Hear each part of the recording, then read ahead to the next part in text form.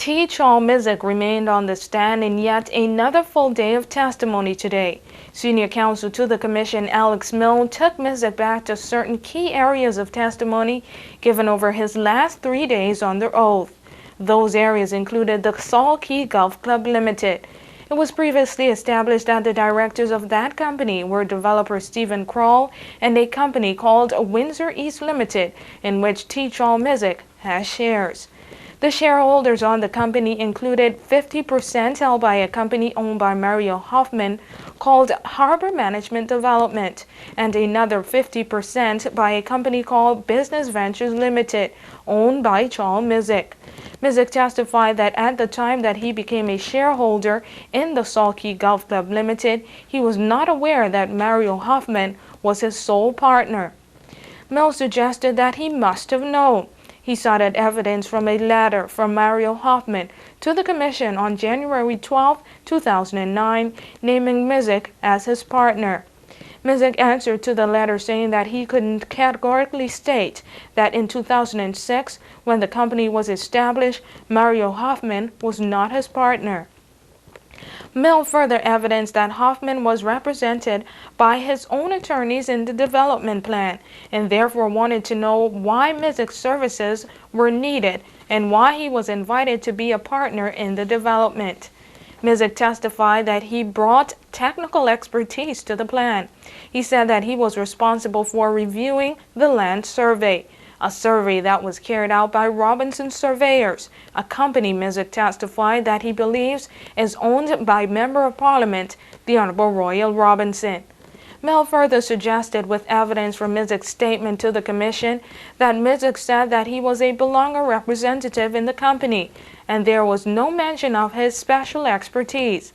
However, Milne said, since Mario Hoffman was already a belonger at the time, Milne wanted to know why Missick would term himself as being the belonger representative.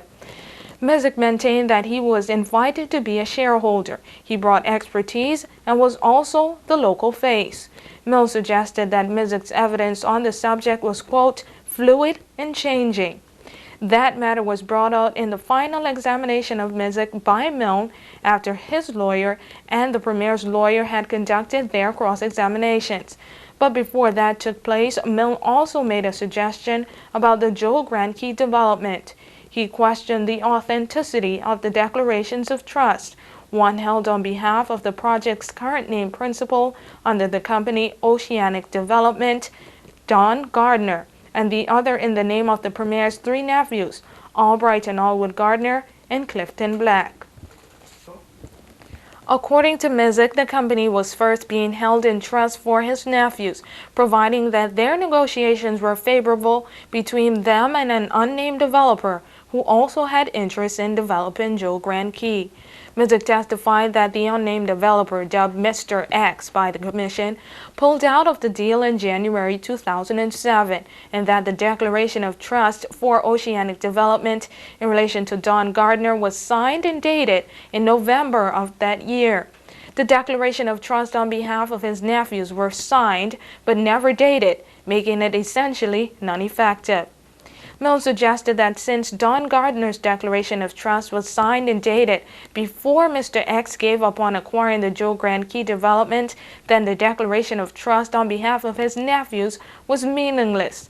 Milne further went on to point out that in June 2008, when TC Invest inquired about the principals of Oceanic Development Limited, Don Gardner, to whom the company had been signed over to in trust in 2007, was not named, but Missick's 3 nephews and developer Kim Keeney were named instead. Milne suggested that when Kim Keeney came in as the developer of the Joe Grand Key development project, a belonger was needed, and Missick's nephews were brought in. But he said, when that became, quote, politically embarrassing, Don Gardner was substituted. Missick refuted those claims.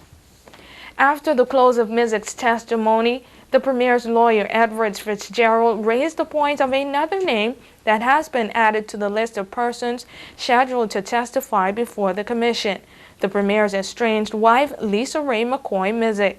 Fitzgerald referenced an ordinance under the Constitution debarring conversations between spouses to be forced out of either in hearings such as the Commission of Inquiry.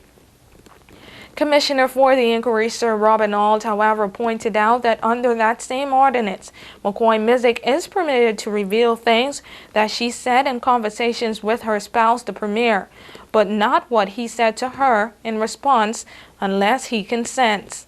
That matter, the commissioner said, would be dealt with tomorrow morning when the lawyers will be making their legal submissions before the commissioner in camera. That's without the public's presence. Minister of Agriculture, the Honorable Jeffrey Holt, is also scheduled to appear before the commission tomorrow following the legal submissions after 12 noon. For WIV4 News, I'm Joy Del Trail.